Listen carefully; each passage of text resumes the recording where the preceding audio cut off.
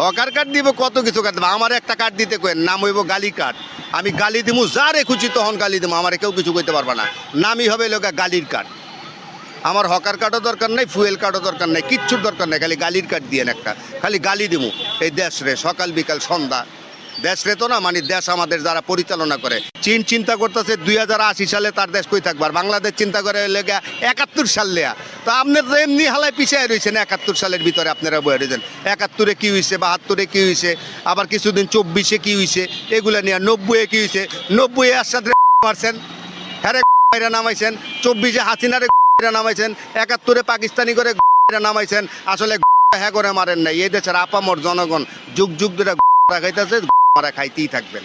এই পর্যন্ত যারাই আইছে, বাংলাদেশ মানে সুন্দরী রমণী, যারাই পাইছে এই দেশরে দর্শন করতে, এই দেশরে কেউ ভালোবাসে নাই, আর এই সামনেও ভালোবাসবো না। কারণ এখন হইলে আপনারা কিয়ামতের দিকে আগাইতেছেন, এই দেশ কখনো ভালো হইব না। লেখা রাখেন, কখনো ভালো হইব না। এই দেশ তখনই ভালো হইব যখন আপনারা আহলুল হাদিসদের হাতে এই দেশ যাবে। মানুষে আপনি করতেছেন রাস্তা দখল করে, এই দেশ নিজের বাপের মনে করে দেশই দখল করে ফেলাইছে। আপনার রাস্তাতে কি করবেন আপনি? রাস্তার দরকার নেই, এটা বাপের দেশ না, কোনো চলার দরকার নেই। আপনারা আপনি এসি রুমে ঘুমায় থাকেন আপনি, আর ওরা ফুটপাতে ঘুমায় থাকুক।